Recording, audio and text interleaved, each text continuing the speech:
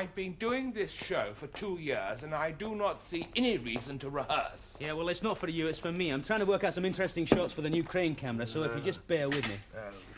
Oh, where's my floor manager? I called this rehearsal for 12:30. Calm down, calm down. All right, we come from the station symbol, right? We mix through to the title, The John Harley Show, right? Then I come to a high shot of you. I zoom in for the opening, and... Are you ready? Yeah, I'm ready, yes. Welcome to the, etc., etc. The John Harley Show, right? Then I come to a high shot on the crane over here. Well, don't you think you ought to be on me if I'm talking? Yeah, well, I'm on you. I'm on you with 4 over here, you see? So... Well, don't click at me. Well, intro. This week we have, well, who do we have this week? Don't you ever read the script? I don't have to. It's on the auto cue. We're from the world of entertainment. From the world of entertainment. Names that you will never forget. I don't seem to have a list here.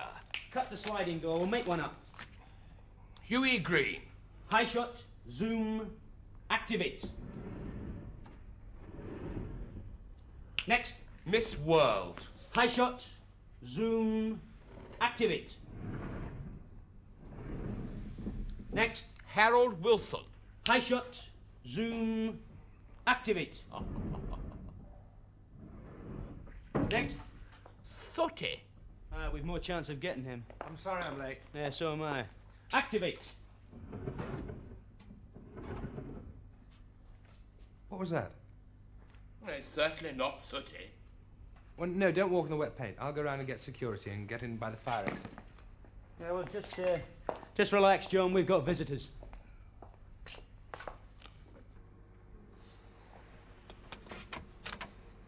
Well, come on, hurry up. I'm doing the best I can.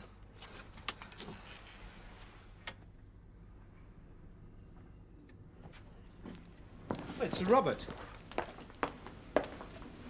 He's been stabbed. He's dead.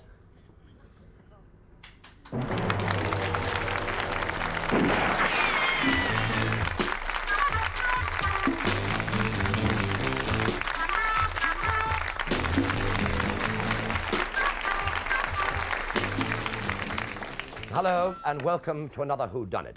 And to solve the sudden death of Sir Robert, head of a TV company, is our resident panel of experts, Miss Anushka Hempel.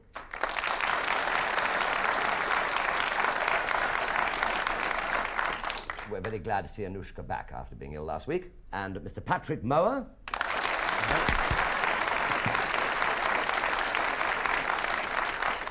And to help them, we've invited Miss Rosemary Leach.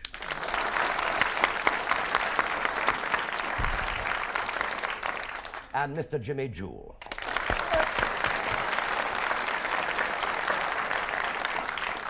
Now, as usual, we've selected from our studio audience 4 hopeful Sherlock Holmeses.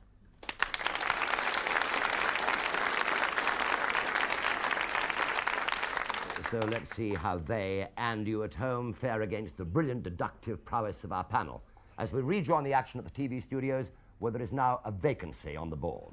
It's the managing director, I'm afraid, Inspector. Yes, he's dead.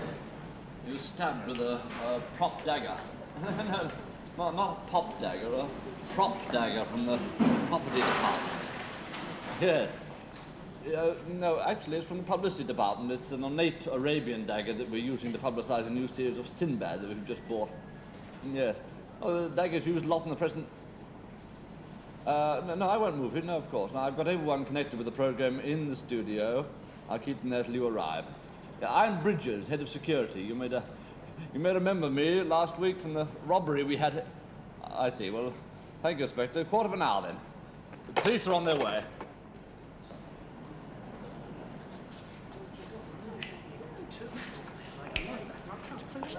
No. You see, it's a high shot here.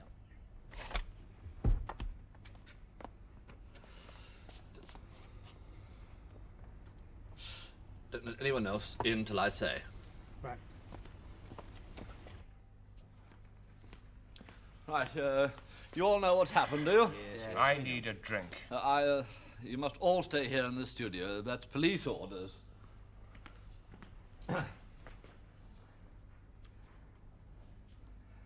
can't understand is how we got over there without there being any mark or footprint on all this fresh, wet paint. Leave it to the police. No, I'm in charge until they arrive. All right, you can let them in now. I want to know the moment the police get here. Somebody tell us what's going on. Look, just sit down here somewhere until I tell you different, will you? Who do you think you are? You've got no authority over us. I have been in contact with the police, and I want everyone connected with this program in this studio here when they arrive. And let's see who is everyone now. You're Roy Sharp, are you? Camera number 1, senior operative. That's right. You're enjoying this, aren't you? If you like to think so. May I go to the bar, please? No, sir, you must stay right here. Looks like a strike meeting. It's a strike of sorts, I imagine. Someone has just struck the managing director down with a knife. Good God. What? Is he dead? Oh, yes, he's quite dead. That's if everyone... You're Lynn Knight from the wardrobe. That's right, but I was only in the studio for a few minutes just to look at Mr. Harley's suit. Look, you are on the schedule. That's all that matters. You're Tony Belden, number 2 camera. Right. And you're Peter Green, the floor manager. Yes, and I'd like to ask you a few questions. Well, look, ask as many as you like when the police arrive, but until then, just shut up. You are a very nasty man, and I am going to report you to Equity. Much good may that do you, sir. Look, if you are the floor manager, you must know the timings of everything that happens in the studio. Well, yes, of course I do. Well, what are the painting and the scenery schedules? Well, I've got a list here. Yes? The scenery would have arrived at about 9. It would have been set and painted by 10:30. Then there was a coffee break. The floor was painted at 11. It should have been finished by 11:30. It takes 6 hours to dry.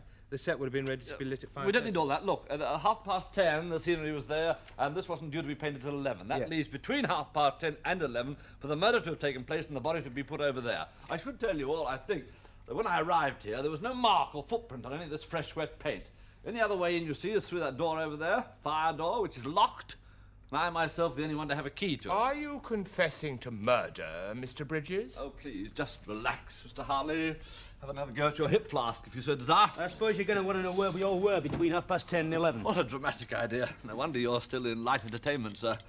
Well, perhaps we should begin with Mr. Harley. Or do you need a cue card to remember, sir? No, I remember with crystal clarity. Now, I'm sure you're all aware of the rumours going about the studio as to the dropping of my programme. Well, I went to see the managing director about this at 10 o'clock this morning. Ah, John. Morning, sir. Nice to see you. Come in. I can't offer you a coffee, I'm afraid. My secretary's got the morning off. You like a drink? Oh, no, it is a bit early, isn't it, eh? Well, sit down, old boy, sit down. What can I do for you? Sir Robert, you and I have been friends for a good many years now, and I feel that I can put my questions to you quite straight. Are you thinking of dropping my show from your schedules? Or is it perhaps me that you're concerned about? 15 years under contract to this studio is a long run. Oh, don't be silly, you're still in the top 10. Now, why on earth shall I think of dropping a show, our only show, which has been a success week after week for the past 2 years? Where did you get that ridiculous idea? Well, the option in my contract is up for renewal, and there are rumours going about the studio, you know. Now, you listen to me. We've been friends for a great many years. Now, if it weren't so, I would be very angry with you for listening to these stupid rumours. Now, I'm going to chuck you out of here. Come on, get you back to work, making some more top-rating programs for us. I see. And what time did you leave? 10:20. And did the managing director give you a big kiss before you left? And what is that supposed to mean? It means, sir, that I was in the outer office of the managing director this morning about 10:10, and I heard an entirely different version. 15 years under contract to this studio is a long run. Now, John, we've known each other for a good many years, and I think it's fair to say that for the last 10 at least, you've made a jolly good living. All I'm saying is that now is the time to quit. Oh, surely you must have put a bit by. No, I haven't. I've lived well, but so has the taxman. And as you very well know, both my former wives were financial leeches. I've lost a lot of blood. Well, I'd have to go to another studio to get a transfusion, and we're not renewing. Oh, damn it, Sir Robert. We're meant to be friends. Now, there are times, John, when a friend in need is indeed a pain in the posterior. Look, give me a chance. A chance? I told you a year ago to stop drinking and wasting valuable studio time, which is money. But you wouldn't listen, would you? And I was too soft to do anything about it. Well, now we can't afford any more of it. Now, you've got to realize that unless I have your letter of retirement on my desk by this afternoon, I shall cancel the remainder of your series. And that's your last word? My last word. Very well, then. I shall sue you for every single penny you've got, and then we shall see who has the last word. I can tell you already what it'll be. Goodbye. You are a liar, Mr. Bridges, which makes you a very, very nasty man. That may be because I don't like murderers, sir.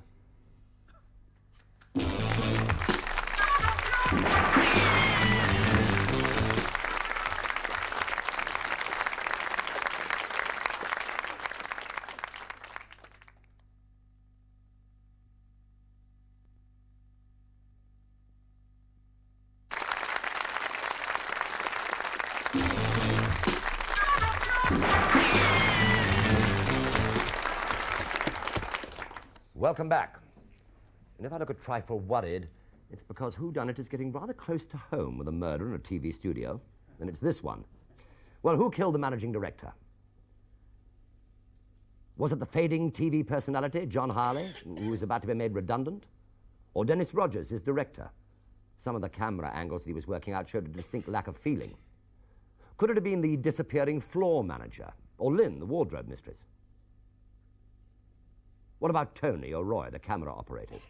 It'll be interesting to know what time they arrived at the studio. Security man James Bridges knows the crime must have been done before 10:30 because after that the floor was painted and there are no footprints on the wet paint to indicate that the body was placed in position after 10:30. Now, while our panel puzzle it out, let's rejoin the action as Bridges continues to question the unhappy Mr. Harley about his last meeting with the victim. I've already told you it was about 10:20, just before Sir Robert left to watch an episode of that Sinbad film or whatever it was. Ah, Sinbad, was it, Mr. Harley? Yes, it was. How do you know the name of that film? Well, everybody knew the studio had just bought it. It cost a fortune. They've been advertising it on the air for weeks That now. may well be, Mr. Harley. There's no reason that should have been the film that the managing director had arranged to see in private this morning. You followed him into the viewing room, didn't you? Go on, admit it. Yes, I did. I followed him into the viewing room.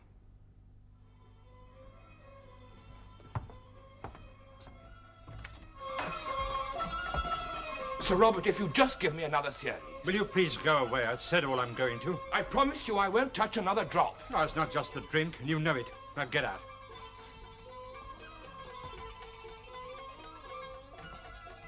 And then I left him. Alive, Mr. Harley? Did you kill him, Mr. Harley? It is true that the managing director did have an appointment to see a film in the viewing room this morning at 10:30. As you know, that viewing room is right next door to the studio. And the room was ready, it was darkened, and the button was pushed for the film to start, which it did, but was it the managing director who pushed that button? As you all know, there was a robbery from the wages department from these studios last week, which £30,000 was taken. I am convinced that money has not left these premises. I know it's still here, and I think that this may be connected with it. If you're thinking of between 10:30 and 11, then you know very well that Tony arrived with me at 11:30. I gave him a lift in my car.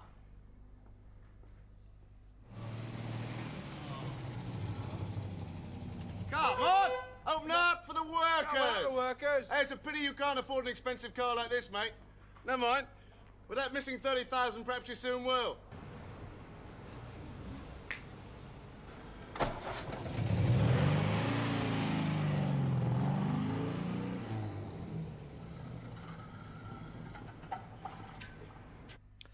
Is this camera on? Well, the camera isn't, but there's power to the crane. Move it, will you? What for? I don't want to move. Just move it!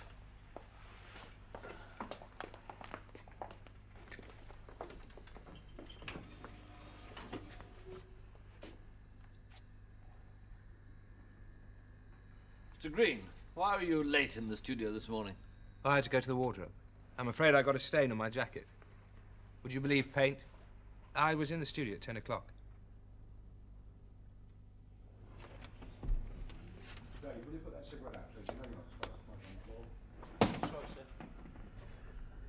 I went to Studio 2 to check the captions for tonight's show. As I leant across the table, my jacket brushed against a paint can. I remember noticing it was just 10 o'clock, and that wardrobe would be on duty by then. So I left to try and get some of this rubbish off my jacket. I see, and can you confirm this, Miss Knight? Yes, it's true. It was just after 10.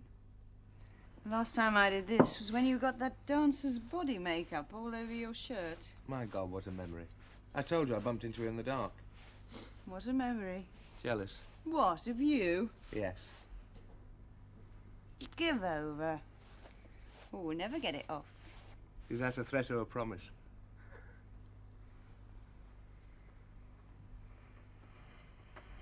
So that's why I can never find you.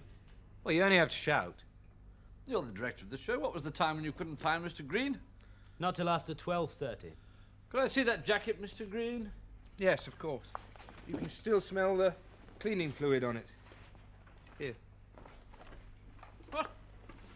You can't tell me. It took 2 hours to clean this. Nobody said it did. Peter came in just after 10. I cleaned the jacket. As he wasn't needed for rehearsal till 12:30, he stayed. We listened to the radio and had some coffee. Down your way, wasn't it? Yes, Radio 4. I left just after Desert Island Disc started. What a cushy little job. Time for a little cuddle, eh? What else did you two lovebirds do? Don't try being sarcastic with me, you creep. Just because you're sex-starved and have to walk into girls' dressing rooms without knocking. And don't tell me that you don't, because I get all the complaints. Oh, sorry, miss. Oh, you're in the altogether, miss. I'm looking for a missing purse. Leave that. You're pathetic. You couldn't get one of those girls, even if you were a millionaire. I suppose £30,000 could be a down payment upon something. Look, I don't intend to enter into a slanging match, and I should warn you all that there are witnesses here to this defamation to my character. Is that not so, Mr. Rogers? I didn't hear anything against Mr. Bridges, did you? No, not a word. How about you, Tom? Not a dicky bird. Oh, you're all being very clever, aren't you? No, we're just very bored listening to you. Oh, I'm not. I'm following every word with interest. Some of the questions are more interesting than the answers. Pray continue, temporary detective Bridges. So, you say that Mr. Green didn't enter the studio until 12:30. Yeah, that's when I arrived to check some shots on the crane with the 2 cameramen. Oh, Roy, I'd like to look at some shots from the crane. All right, hop on then. Okay, take me up. I want to see some high shots. Right, I'll unlock it. What the hell's going on? I nearly went through the roof. Sorry, it seems to be out of balance. Someone's been mucking around with it. What was on here before me, an elephant? Yeah, I'll have to diet. Look, we'll bring it down. I'll take some weights off and we'll adjust it, all right? Come on. Yeah, well, don't bother now. You go grab some coffee. I'll go over some words with John. And then Mr. Harley turned up. That camera been moved about today? Not until you had it moved. Look, it seems to me that there's only one person who disliked Sir Robert enough to stick a dagger into him. I agree with you. Police are here. Mr. Harley, I think it was you that killed the managing director in order to prevent your contract being cancelled. I think you followed him into the viewing room. I think you stabbed him, and I think you dragged the body in here and hid it behind the scenery about 10:55 before the painters got back. Nasty people must, I suppose, have nasty minds. But you're wrong, Bridges, because you see, I know who did it. I know why, and I know how. And now the police have arrived, I will be able to tell them everything. And then I will watch your face, you nasty little man.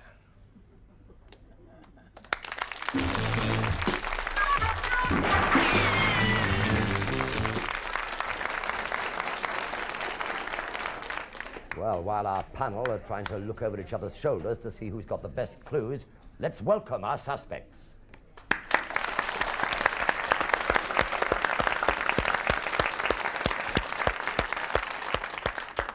Okay, panel, is there any part of the play that you'd like played back? Rosemary, what would you like to see again? I think I'd like to see the moment when the cameramen readjust the camera for Mr. Bridges, please. Right. The Jimmy crane Jill. thing. Yes, the crane, sure. Jimmy? The part where the managing director, John Handley, first comes into the studio and sits behind the desk. And the they lift the doors up, where the man is discovered. Revealed. Revealed. Right. Nushka. I'd like to see the second time we see the body. Mm-hmm. When you see the dagger in it and Mr. Bridges or somebody unlocking the door. All in lovely green. Please, thank you. Yeah.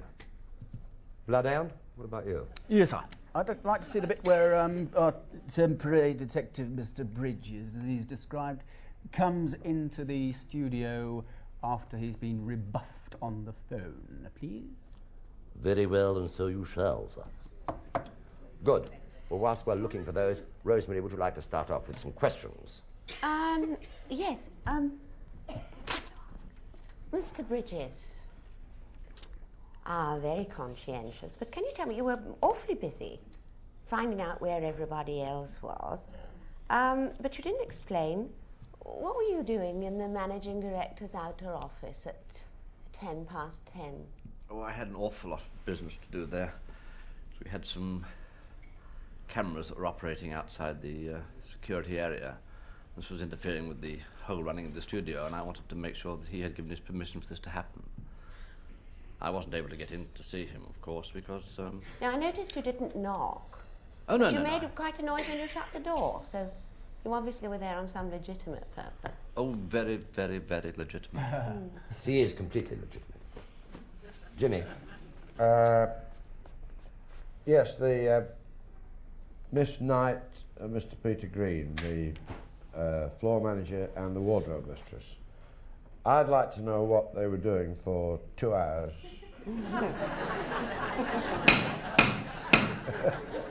Nobody is to answer that question.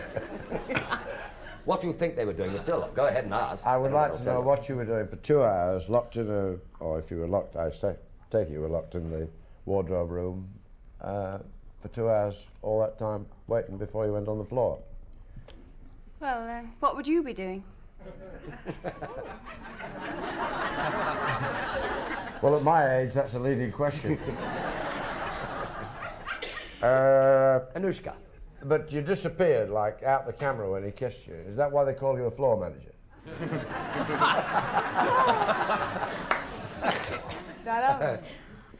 Sorry, Anushka, yes, a question. I'd like to ask Dennis Rogers, what would happen to you, and what happens to you if, or what's going to happen to you now that Mr. Harley's show is not going to go on anymore? What are your prospects? I presume that that will also cancel my contract, since I was just contracted for the length of the John Harley show. I see. Thank you very much. Patrick? Important. Yes, I'd like to ask the fading TV personality, John Harley. What sort of show, chat show, was it exactly? I mean, was it like the things we have, like Russell Harty show? Russell who? Russell Parkinson. Sorry, Lovey. Russell Parkinson. No, can I just ask you another question? If we are to believe, either you or Mr. Bridges must have been telling the truth about your show as to whether, when you were telling the managing director that it was, your story was that it was a successful show, and Mr. Bridges said that it was the argument, well, there was an argument about the show being taken off the air. Was it, which one of you would be telling the truth, do you think? I don't know. I completely lost the flow of what you're asking me. All I can say is that for some extraordinary reason I've been fired from this. Oh, you admit then that that was what happened, in fact? Yeah, yes. The one where he says whatever he does say, I can't remember now. But whatever it was he did say, that's not true. But the one where I am fired is the true one. Yes, I am now, well, unemployed. Yes, I'm sorry, there I must stop you. Thank you very much indeed for that very erudite reply. Thanks. We're ready for the first playback. This is Jimmy Jules. You wanted to see when the TV director and John Harley are rehearsing and first discover Sir Robert's body. Yeah. Watch the monitor. Next. Sooty. We've more chance of getting him. I'm sorry I'm late. Yeah, so am I. Activate. What was that? Well, it's certainly not sooty. Well, no, don't walk in the wet paint. I'll go around and get security and get in by the fire exit. I'm Thank sure you. that is tremendous help to you, Jimmy. Oh, yeah, it was, yes. Right, I'm no wiser. You want to ask any questions appertaining to that? Yes, I think so. The TV director, Dennis Rogers, what do you actually think of the show as a chat show? You want my frank opinion? Yeah. It's rubbish. What do you mean it's rubbish? You couldn't bloody direct traffic, mate. Don't fight, boys. You've And got I've a good another act. thing to say to you. You're fired as well as I am. Precisely. Can I ask the star a question? Yes, please. How long has the show been on the air? 2 years. Has it been in the ratings? In the ratings? Look, my show has been in the top 5 for the last 2 years. Funny, I've never seen it. I know why you haven't seen it, because Why? you haven't bought your television license, sweetie. Patrick. Yes, I'd like to ask Mr. Bridges just a question about the props and things like that. You said in your chat to that guy about it was a prop dagger. Do you handle it? Did you actually know what sort of dagger it was? I mean, what I really want to know is, could the dagger have killed the fella? Oh, yes, it was a real dagger. It But was it was a real dagger that was used in a television studio, so I called it a prop dagger. And the dagger that was found in the body was the prop dagger? Oh, yes, it was. Yes, I did make a slight mistake. It came from the publicity department, of course. Yes. Thank you very much indeed. We're ready now for the next playback. This is yours, Anushka. You asked to see the security man Bridges unlocking the back door to reveal Sir Robert's body for the second time. Here it comes.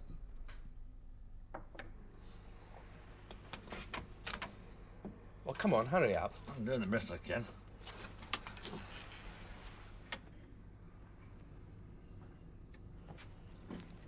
It's Sir Robert. He's been stabbed. He's dead. Yes, he's dead. Yes. You never seem to be helped by all these lovely pieces. I get in such a muddle on the show, I can't tell you. Patrick gets it right, straight off, and I'm like, You've done "Ugh." handsomely over the past. Oh. And would you want to ask a question about it, or do you want to wave it? Yes, I want to ask the body where it was dragged from to get it in through the through the little green Right, room will the there. body stand up, please? No, we can't do that, I'm afraid. Yes, I want to ask Peter Green something, actually, not Mm-hmm. pertaining to that particularly, or maybe it is, but I want to know, do you have a set of keys, being the floor manager and everything? Mr. Bridges said he had the key to the fire door, but do you have another set of keys at all that you can get in and out when the studio's locked up? Are you usually first in and sort of... No. You're not? No, you have to actually get the keys for any door from the security. So you've got to go and sign for it? Yes. And check. Did you sign for your key that... No, particular because morning? I came in after the scenery. The Oh, scenery that's arrived at right. 9 and I didn't actually arrive till 10. So in That's fact, they would have already been signed out. I see. Thank you very much. Thank you, Anushka. We're now ready for the third playback, Patrick's. You asked for the part where Bridges finishes his phone conversation with the police and goes back into the studio. Yes. I see. Well, thank you, Inspector. A quarter of an hour, then. The police are on their way.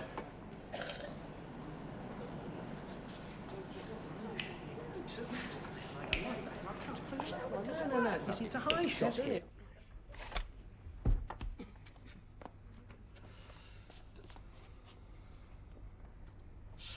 Don't let anyone else in till I say. Right. It was there. You don't know what I was looking at, do you? Not me, Patrick. Yes. Exactly. Can I just ask Mr. Bridges another question appertaining to that? You said later on that this robbery, I'm very interested in this robbery, you said that you believe that the money was in the building somewhere. Why would you believe that it was still in the studio? Well, you could call it a hunch, but I had in fact been working on the investigation to that robbery for all of last week, and it was clear to me that there was no way that money could have been taken out. Yeah. It has never been discovered, that money. Why? You don't seem to like your personality very much. Surely that your jobs, all of your jobs, tend to depend on whether the show is a success, doesn't it? I mean, yours included. Why did you not like your star? Well, I don't know if you have any experience of television studios, Mr. Moore, but it's often very, very difficult to keep in any sort of human contact with actors. Oh, very difficult. He seems a rather nice, charming sort of fellow to me. I mean... Well, no doubt in private, but... Can I... He wasn't very charming to you just now. I thought he was singularly insolent. No, he was talking through... The drink was talking. The drink was talking. Can I just ask our director a question? Yes. Our star, I'm sorry, I keep forgetting his name, John Harley. I've never heard of him. It's written up there, you see. Oh, yes, Sir John Harley. He's right in front of his billing. Obviously, we saw him drinking a lot. Was he professional in his job? I mean, did he fluff on front camera and things, you know? Or...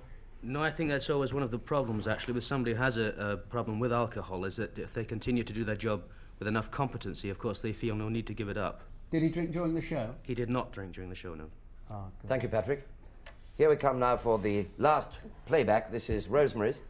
You very astutely asked for the moment when Bridges asks the cameramen to move their crane camera. Is this camera on? Well, the camera isn't, but there's power to the crane. Move it, will you? What for? I don't want to move. Just move it!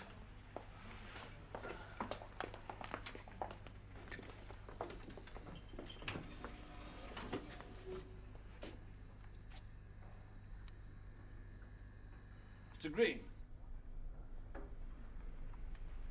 Oh. No, help? it is yes, Oh, you it has. haven't? Yes, it has confirmed something. Oh, There's that's just right. one sort of small point of information, Mr. Bridges.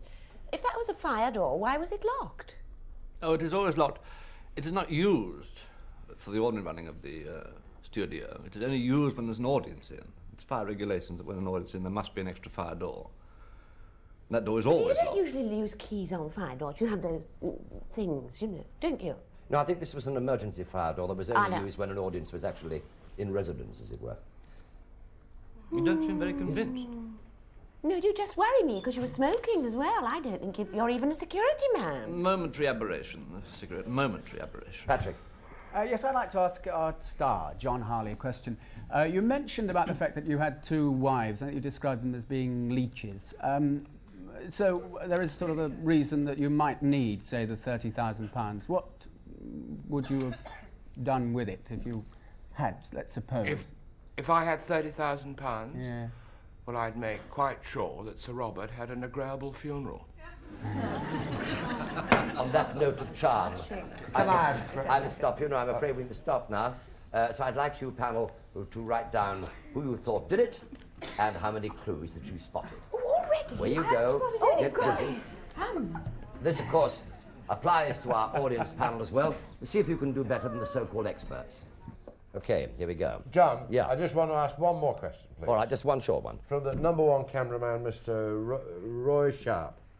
Why didn't you adjust the camera crane after you'd last used it? I wasn't the last to use it. I mean, it's usually set locked down with the camera on the bottom. Somebody else had it yesterday. Surely, if you're the #1 cameraman, you would, if you were on the run-through, you would have used it, and there's nobody bigger than you in the studio to... Oh, there is. Oh, there is. Oh, the guy there who is. used it yesterday. Oh. Right? Yeah. Okay, I shall now come and see how you're getting on. You won't be able to read this at all. Oh, I'll it's manage. one long... I shall manage. No. Thank you, Jimmy. Noosh. How about that? Again. Thank you. Madness. Oh, Patrick. Look what Has he's he got it right done. again? I didn't know he cared. Just Isn't that nice? Very charming of him. Thank you, Patrick. Probably the young lady that sent it to you will kill me for that. Good. Right, let's first of all see if we have a winner from our studio audience. A definite no, and another no, and another no. Now, here's a funny thing. Here we have somebody who's gotten her first clue exactly the way that it was done, but has put down the wrong name. But nevertheless, Mary Hardy from Hull in Yorks. Because it's the last one, we'll give you the prize. Congratulations. Mary Hardy.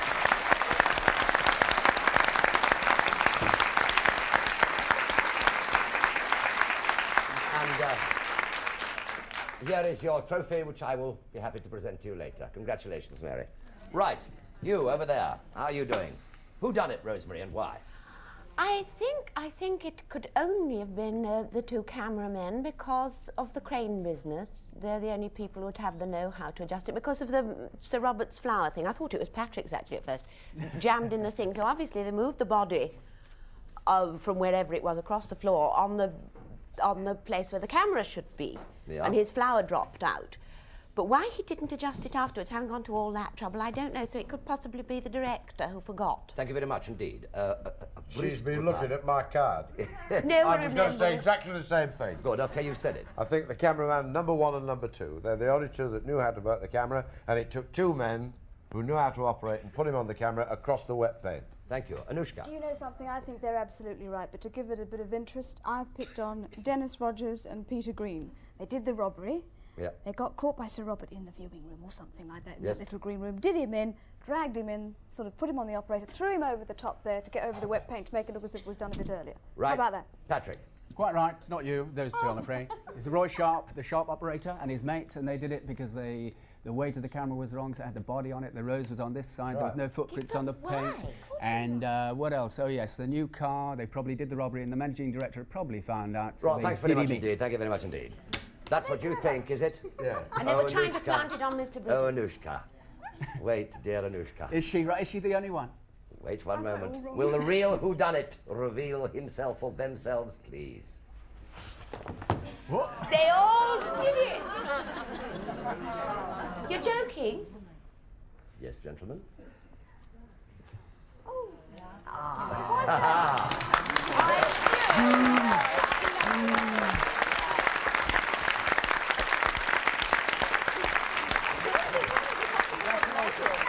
Well done. Well done, Rosemary. Well done, Jimmy. Marvellous. Well done, Anushka. Why create a precedent? Well done, Patrick. The two cameramen stole the £30,000 and hid it in the studio 2 days earlier. Now, that morning at 12 o'clock, they decided to take the money and put it in the boot of their car. The managing director surprised them in Studio 2 in the act of uncovering the money. Roy Sharp grabs the prop dagger and stabs the managing director. OK, John, bring it forward. They know that the floor has been painted, so they counterbalance the arm of the camera crane to swing the body over the wet paint, dropping it onto the floor behind the sliding panel. They are confident that no one will go near until the paint is dry, which will give them time to get the money out by car. We'll also establish a false alibi, since it will look as if the murder was committed between 10:30 and 11. Now, Roy Sharp says that only one person disliked the victim enough to stick a dagger into him. Well, how did you know it was a dagger? Bridges had only referred to the weapon as a knife, and the body was hidden behind the panel. So nobody, other than the murderer, could have known. Well, that's the last whodunit in the present series. From your hundreds of letters, it's obviously been very popular, particularly at Pentonville and Dartmoor. Thank you very much to our guest panelists this week, Rosemary Leach, and to you, Jimmy Jewell.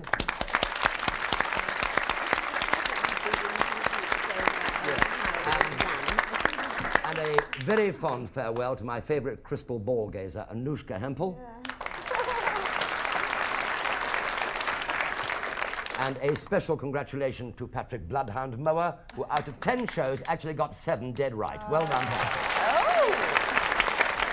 So, now it's good night from me until the next time, and I'll leave you with a puzzle. A man lives on the 25th floor of a block of flats. Now, every morning he gets in the lift, he presses the ground floor button, he goes down, he gets out, he goes to work, he gets home, and he gets in the lift, he presses the 12th floor button, and he walks the other 13 floors. Why? Good night. Keep watching.